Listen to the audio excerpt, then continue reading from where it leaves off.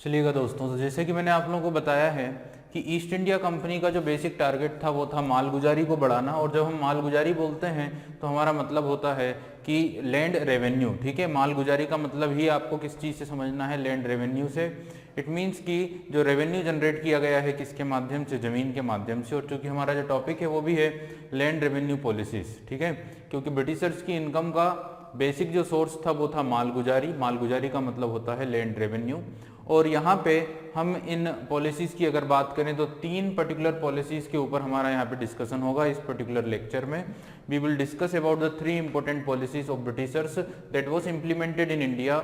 और अगर हम इन पॉलिसीज़ की बात करें तो इसमें पहले नंबर पे जो पॉलिसी आप लोग देख रहे हैं वो है परमानेंट सेटलमेंट ऑफ 1793, 1793। वैसे तो ये 1790 में ही इंट्रोड्यूस किया जा चुका था, लेकिन 1793 से ये पूरी तरह से इम्प्लीमेंट हो गया था।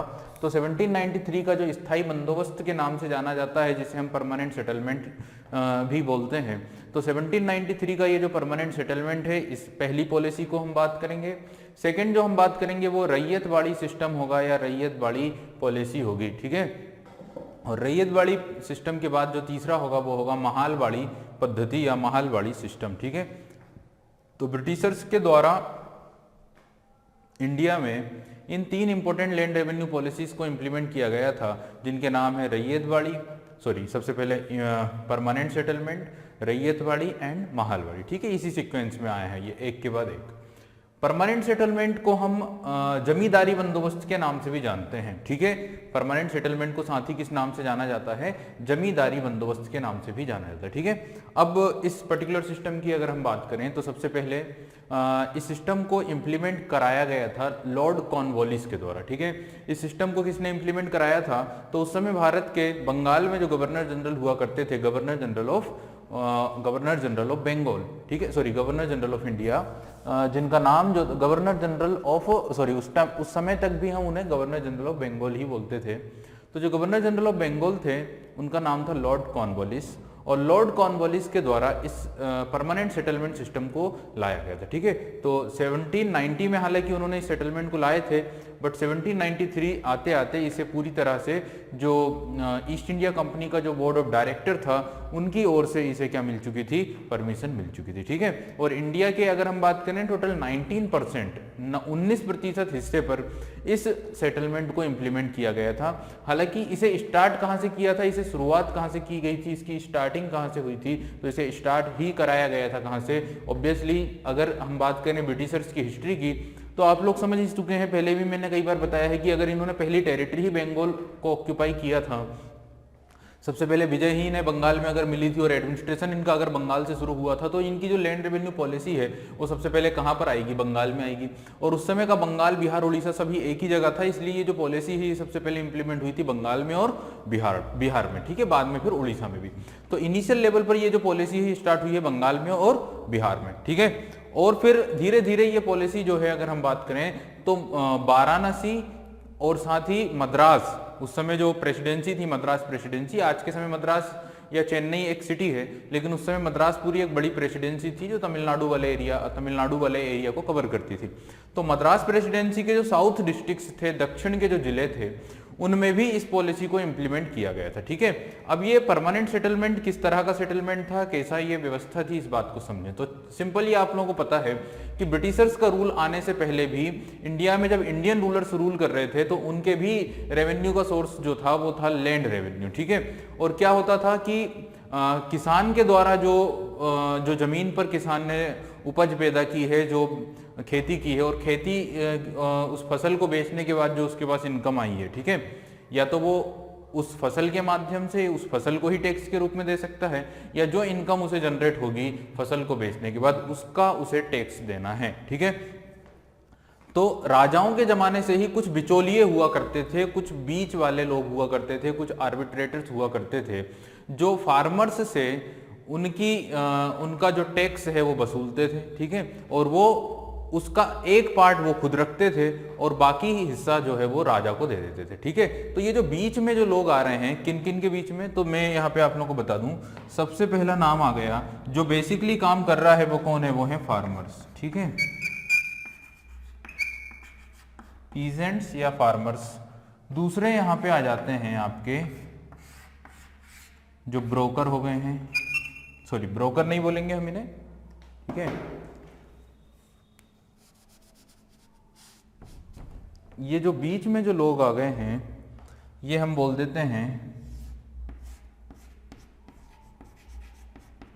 जमींदार। इन्हें क्या कहा जाएगा? जमींदार। लैंड लॉर्ड्स भी कहा जा सकता है इंग्लिश में। और थर्ड जो है यहां पे आ जाते हैं रूलर्स,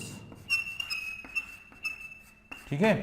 तो फार्मर्स जो भी अपनी उपज पैदा करता है कि उस जमीन पर, क्योंकि आखिरकार फाइनली ओवरऑल अगर बात की जाए तो उस पूरी टेरिटरी का जो मालिक है वो तो कौन है? वो तो यहाँ पे बैठा हुआ रूलर है, ठीक है। उसकी ही जमीन है पूरी। जैसे आज के समय इंडिया की बात करें तो इंडिया में फार्मर्स हैं, अलग अलग लोग हैं, लेकिन बेसिकली अगर बात की जाए तो पूरा देश जो है वो गवर्नमेंट या इंडिया की जो सरकार है उसका अधिकार है, ठीक है। चाहे आप यहाँ पे गवर्नमेंट जॉब कर रहे हैं, चाहे आप फार्मर्स हैं, चाहे आप कुछ भी हैं, आखिर ये सब कुछ आता किसके अंतर्गत है? तो इंडिया जो कंट्री है, देश जो है, गवर्नमेंट जो है उसके अंतर्गत आता है, ठीक है।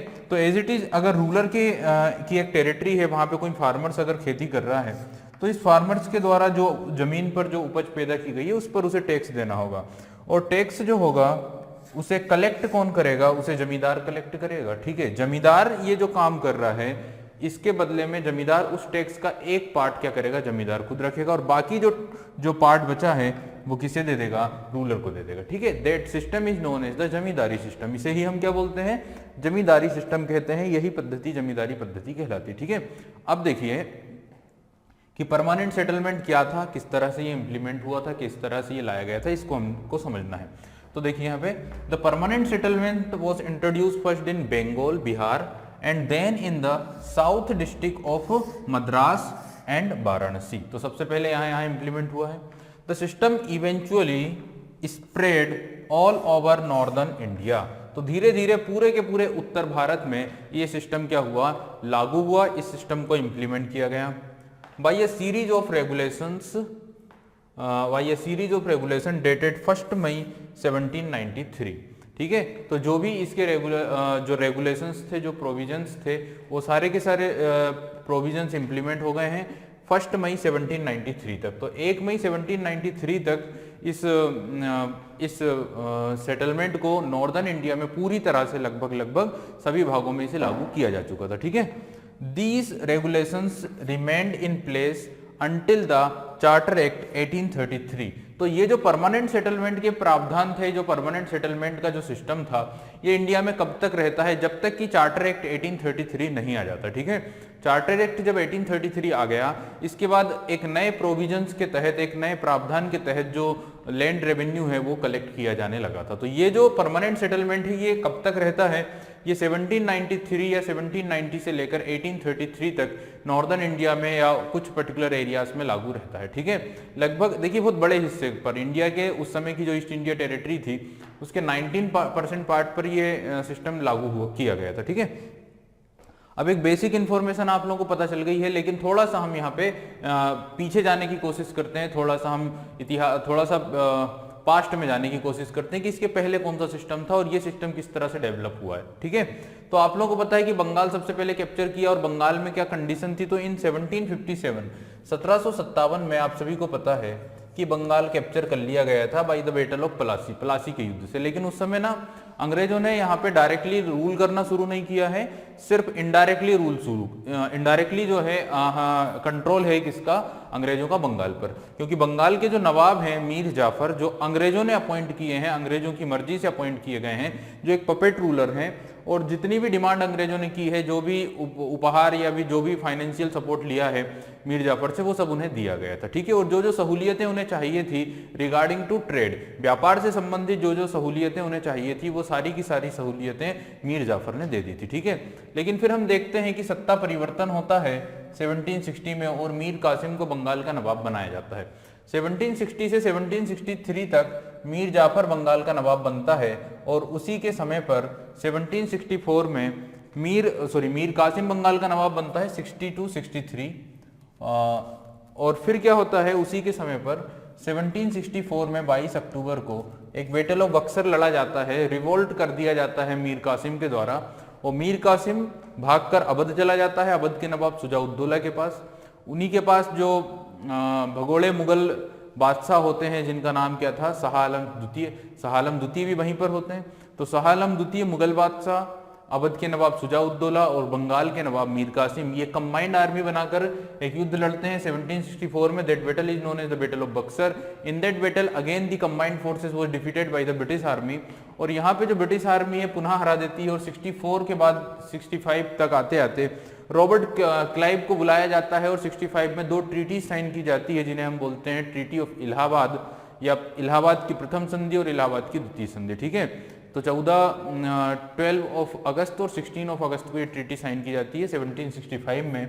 और फिर क्या होता है कि 1765 तक 1765 में बंगाल पर थोड़ा सा और कंट्रोल बढ़ जाता है, बंगाल पर थोड़ा सा और एडमिनिस्ट्रेटिव नियंत्रण आ जाता है किसके पास, ईस्ट इंडिया कंपनी के पास। ठीक है, लेकिन यहाँ पर भी पूरी तरह से एडमिनिस्ट्रेशन वो 65 में नहीं लेते हैं। यहाँ पर एक नया सिस्टम आता है जो क्लाइव इंप्लीमेंट करता है बंगाल में, जिसे बोला जाता है डुअल गवर्नमेंट सिस्टम या द्वैध शासन प्रणाली। तो बंगाल में द्वैध शासन प्रणाली लागू की जाती है रॉबर्ट क्लाइव के द्वारा, और बंगाल में जितने भी फाइनेंशियल राइट्स होते हैं, जितने भी टैक्स से रिलेटेड राइट्स होते हैं, वो सारे के सारे दीवानी अधिकार जो हैं वो ईस्ट इंडिया कंपनी अपने हाथों में ले लेती है। और सारे के सारे जो निजामत वाले अधिकार होते हैं, सारे के सारे जो एडमिनिस्ट्रेटिव फंक्शंस होते हैं, वो बंगाल के नवाब के हाथों में दे दिए जाते हैं। ठीक है, इस समय पर बंगाल का जो नवाब होता है वो मीर जाफर का जो पुत्र है उसे बंगाल का नवाब बनाया जाता है। ठीक है, नजमुद्दौला को। अब क्या होता है कि 1765 में जब डुअल गवर्नमेंट सिस्टम शुरू किया गया था, तो चूंकि कंपनी के पास तो फाइनेंशियल राइट थे, और अगर देखा जाए तो सारे के सारे जो राइट थे, सारी की सारी जो पावर थी वो कंपनी के पास थी, और नाम मात्र के लिए बंगाल के नवाब को बैठाया गया था। ठीक है, तो बंगाल के जितने भी ऑफिसर्स थे, बंगाल की गवर्नमेंट के जितने भी अधिकारी थे, वो ठीक से एडमिनिस्ट्रेशन नहीं कर पा रहे थे, क्योंकि उनके पास सिर्फ रिस्पॉन्सिबिलिटी थी, उनके पास सिर्फ दायित्व था, उन्हें कोई भी पावर नहीं थी। क्योंकि प्रशासन में या एडमिनिस्ट्रेशन में सबसे इंपॉर्टेंट जो डिपार्टमेंट या इंपॉर्टेंट जो विषय है वो है फाइनेंशियल। ठीक है, वही एडमिनिस्ट्रेशन की रीढ़ की हड्डी कही जाती है, और वही चीज अंग्रेजों ने अपने हाथ में रखी हुई थी। तो यहाँ पर ना बंगाल के जो नेटिव रूलर्स थे, एडमिनिस्ट्रेटर्स थे या जो ऑफिसर्स थे, उनके पास सिर्फ रिस्पॉन्सिबिलिटी थी, ना कि पावर थी। पावर ईस्ट इंडिया कंपनी के पास थी, लेकिन वो लोग रिस्पॉन्सिबिलिटी नहीं ले रहे थे। ठीक है, तो ये जो प्रशासन था काफी बिगड़ गया बंगाल में, काफी बुरी हालत बन गई। और फाइनली 1772 में जब वॉरेन हेस्टिंग्स बंगाल का नया गवर्नर जनरल बनकर आया, ठीक है, शुरू में गवर्नर बना, और 1773 में जब रेगुलेटिंग एक्ट आता है तो वो गवर्नर जनरल ऑफ बंगाल बना। तो ये जो 1772 में जब वॉरेन हेस्टिंग्स आता है तो इस डुअल सिस्टम को वो बंगाल से खत्म कर देता है। ठीक है, तो the dual government system of Bengal was ended in 1772 by the Warren Hastings, the new governor general of Bengal। और इसके बाद क्या होता है कि बंगाल में कंप्लीट एडमिनिस्ट्रेशन या कंप्लीट रूल शुरू हो जाता है 1772 से। ठीक है, और बंगाल के जो नवाब होते हैं उन्हें पेंशन देकर फ्री कर दिया जाता है। ठीक है, बंगाल के नवाब को बोल दिया जाता है कि अब आपकी जो पेंशन है वो हम तय कर दे रहे हैं, अब आपको हर साल इतनी पेंशन मिल जाया करेगी, अब आप शासन से मुक्त हैं, फ्री हैं, अब आप अपने घर पर बैठिए। ठीक है, बंगाल अब हम संभाल लेंगे, अब आप फ्री हैं। तो ये एक्टिविटी होती है 1772 में। इसलिए यहां से बंगाल पर जब पूरा शासन हाथ में आ गया था, किसके, बंगाल में पूरा शासन जब हाथ में आ गया था ईस्ट इंडिया कंपनी के, और वो कब हुआ था, वो हुआ था इन 1772 1772 में। और किसने किया था, ये किया था वॉरेन हेस्टिंग्स ने। अब वॉरेन हेस्टिंग्स सबसे पहले यहाँ पे जो लैंड रेवेन्यू पॉलिसी लेकर आता है वो होती है 5 ईयर की रेवेन्यू पॉलिसीज। ठीक है, 5 साल के रेवेन्यू सेटलमेंट या एग्रीकल्चर रेवेन्यू सेटलमेंट इंप्लीमेंट कराए जाते हैं, किसके द्वारा, वॉरेन हेस्टिंग्स के द्वारा। ठीक है, in 1772 Warren Hastings had introduced 5-year settlement according to which the right of collection of revenue was given to highest bidder of 5 year on contract basis। ठीक है, तो अब आप पूरी बात को जरा ध्यान से समझें कि क्या किया गया आखिर वॉरेन हेस्टिंग्स के द्वारा। जैसे कि मैंने बताया कि ये फार्मर्स हैं, ये जमींदार हैं और ये रूलर हैं। अब यहाँ पे रूलर की जगह पर कौन आ गया, रूलर की जगह पर आ गए हैं ईस्ट इंडिया कंपनी। अब यहाँ पे रूलर नहीं है, अब यहाँ पे कौन है, ईस्ट इंडिया कंपनी है।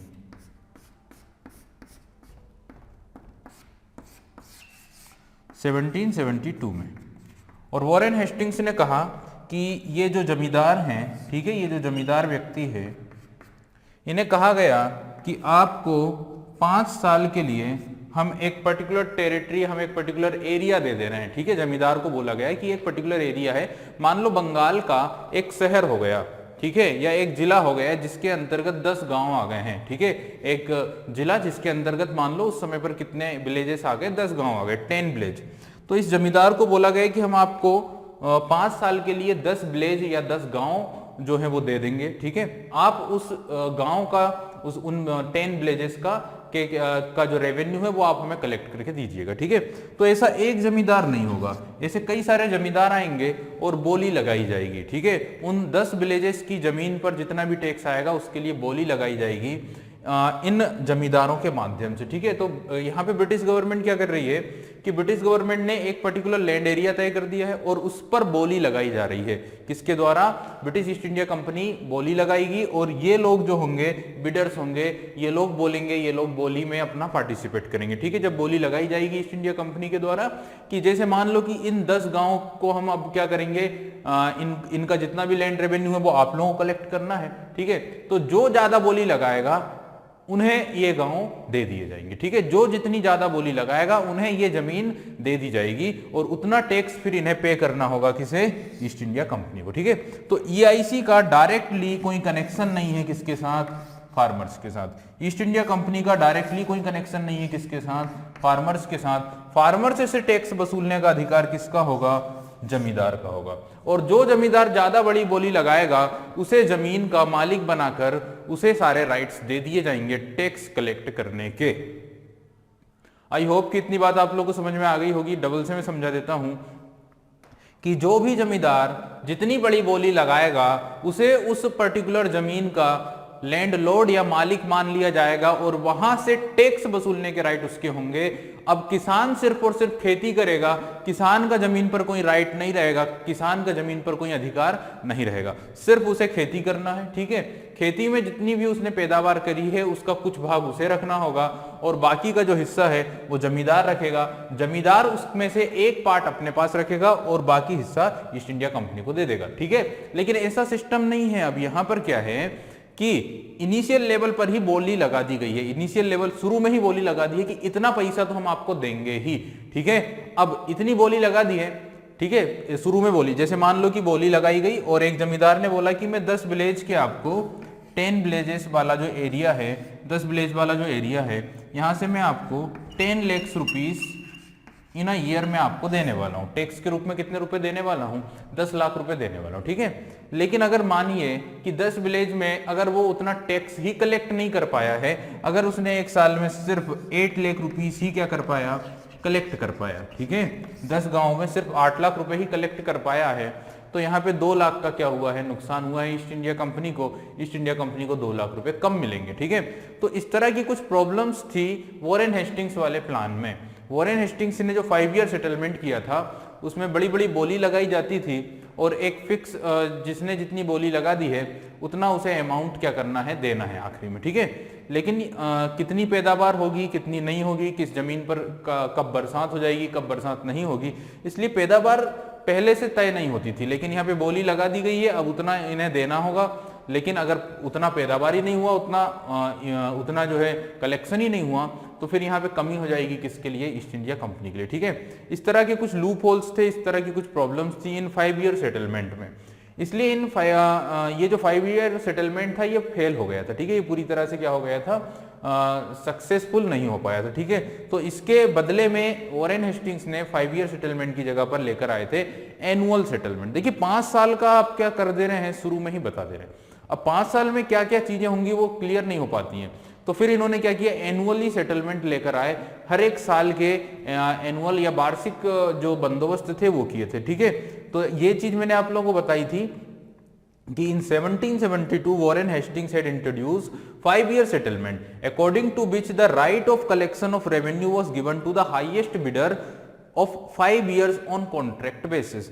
तो कॉन्ट्रैक्ट के बेसिस पर जो भी जमींदार हाईएस्ट बिड करेगा, सबसे ऊंची बोली लगाएगा, उसे कॉन्ट्रैक्ट के बेसिस पर उस जमीन का क्या बना दिया जाएगा, लैंडलॉर्ड बना दिया जाएगा, या वहां से उसे टैक्स वसूलने के राइट्स उसे मिल जाएंगे, ठीक है। कितने समय के लिए, 5 साल के लिए, ठीक होगी बात इतनी। But this settlement failed and Warren Hastings restored to annual settlement. लेकिन ये जो 5 ईयर वाला सेटलमेंट था ये क्या हो गया था, ये फेल हो गया था, और वॉरेन हेस्टिंग्स ने इसकी जगह पर कौन सा सेटलमेंट लेकर आया था, एनुअल सेटलमेंट। ठीक है, एक साल के सेटलमेंट वो लेकर आए। ठीक है, वॉरेन हेस्टिंग्स का टेन्योर खत्म होता है और वॉरेन हेस्टिंग्स के बाद लॉर्ड कॉर्नवालिस जो है वो गवर्नर जनरल बनकर आते हैं बंगाल के। लगभग 1785 या 86 में कॉर्नवालिस इंडिया आया और 1793 तक भारत में बंगाल के गवर्नर जनरल के रूप में रहता है लॉर्ड कॉर्नवालिस। ठीक है, इनिशियल लेवल पर अगर बात की जाए ना भारत में ब्रिटिश साम्राज्य के संस्थापकों में, तो सबसे बड़ा नाम आता है रॉबर्ट क्लाइव का। सबसे बड़ा ही नाम किसका आता है, रॉबर्ट क्लाइव का।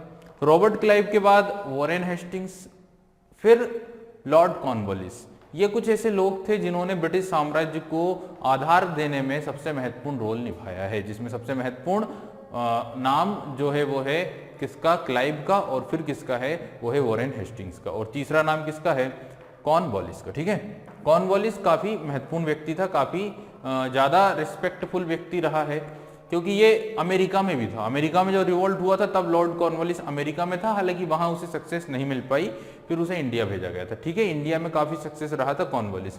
अब देखिए लॉर्ड कॉर्नवालिस इन 1790, कॉर्नवालिस ने 1790 में in 1790 a settlement for 10 years was made with the zamindars who were recognized as the owner of the land। अब देखिए यहाँ पे कॉन्ट्रैक्ट बेस वाली जो बात थी वो नहीं है। अब क्या बोल दिया गया है कि कॉर्नवालिस ने जो सिस्टम इंट्रोड्यूस किया इन 1790 में कॉर्नवालिस ने जो सिस्टम लाया है वो 10 साल का सिस्टम है। कितने समय के लिए, 10 ईयर के लिए ये सिस्टम बनाया गया है। और जो जमींदार हैं उन्हें कहा गया है कि अब आप लैंड ओनर हैं, अब आप एक मालिक की तरह बिहेव करेंगे फार्मर्स से। ठीक है, अभी तक क्या था, अभी तक आप मालिक नहीं थे। जो 5 ईयर वाला सेटलमेंट था अभी तक फार्मर्स का थोड़ा सा इंफ्लुएंस था। ठीक है, यहाँ पे जमींदार और फार्मर में एक गैप था। अब क्या बोला गया है कि जमींदार को ही क्या बना दिया गया है, ओनर बना दिया गया है।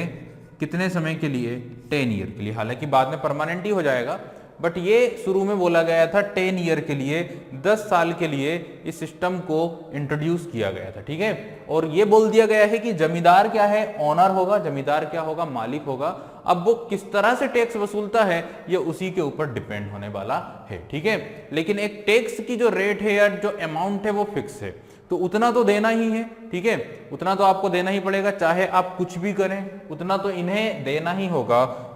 जमींदारों को, किसी ईस्ट इंडिया कंपनी को उतना अमाउंट तो देना ही होगा। ठीक है, अब ये लोग क्या करेंगे, काफी उत्पीड़न करेंगे किसका, फार्मर्स का या किसानों का, ताकि ये उतना अमाउंट निकाल सकें जितना कि टैक्स के रूप में देना है। ठीक है, और बाकी जितना ज्यादा इनकम होगी वो सब किसके पास में आएगा, वो सब आएगा जमींदारों के पास में। ठीक है, तो जमींदारों के लिए काफी प्रॉफिटेबल रहता है कौन सा, परमानेंट सेटलमेंट। ध्यान से समझिएगा, Lord Cornwallis in 1790 a settlement for 10 years was made with the zamindars who were recognized as the owner of the land, जिन्हें रिकॉग्नाइज किया गया था owner of the land. With the approval of the court of directors, the decennial settlement was declared permanent on March 2, 1793। तो 2 मार्च 1793 तक, ठीक है, 2 मार्च 1793 तक जो कोर्ट ऑफ डायरेक्टर्स थे, ठीक है, जो कोर्ट ऑफ डायरेक्टर्स थे उनकी तरफ से इसे परमानेंट की तरफ से उसे परमिशन मिल चुकी थी। ठीक है, कोर्ट ऑफ डायरेक्टर ने परमिशन दे दी थी, और ये डिसाइनियल का था, मतलब कि डिसाइनियल का मतलब होता है, डेसिनियल का मतलब होता है 10 ईयर्स के लिए। तो ये डेसिनियल सिस्टम था। डेसिनियल का मतलब होता है 10 ईयर का सिस्टम या 10 वर्ष का सिस्टम। ठीक है, तो with the approval of the court of directors the decennial settlement was declared permanent on March 2, 1793। और फिर जैसे कि मैंने बताया कि मई का महीना आते आते, मई का मंथ आते आते ये जो सेटलमेंट था, ये जो सिस्टम था पूरे इंडिया में, पूरे नॉर्थ इंडिया में इंप्लीमेंट हो चुका था। ठीक है, अब क्या होगा तो इसके मैं आप लोगों को सारे फीचर्स बताऊंगा, लेकिन जो मोटा मोटी आपको समझ में आ रही है बात वो ये आ रही है कि अब जो होगा ना, अब ये जो फार्मर्स जो जमींदार होंगे, ये जब इनको ये कहा जा रहा है ईस्ट इंडिया कंपनी के द्वारा कि इतना टैक्स है, इतना टैक्स आपको देना है। ठीक है, और इतना टैक्स आपको कितने समय के लिए बता दिया है, 10 साल के लिए। अब आप यहाँ के ओनर हैं, अब आप यहाँ के क्या हैं, मालिक हैं। ठीक है, ये सारी चीजें यहाँ पे अब आप कैसे भी करके वो टैक्स आपको वसूलना है, किससे, फार्मर से। ठीक है, चलिए तो हम बात करेंगे इस परमानेंट सेटलमेंट के जो जो प्रोविजंस रहे हैं, सॉरी जो जो फीचर्स रहे हैं, जो इसके इंपॉर्टेंट फीचर्स हैं, जो इंपॉर्टेंट कैरेक्टरिस्टिक्स हैं, उसके बारे में अब हम यहाँ पे बात करते हैं।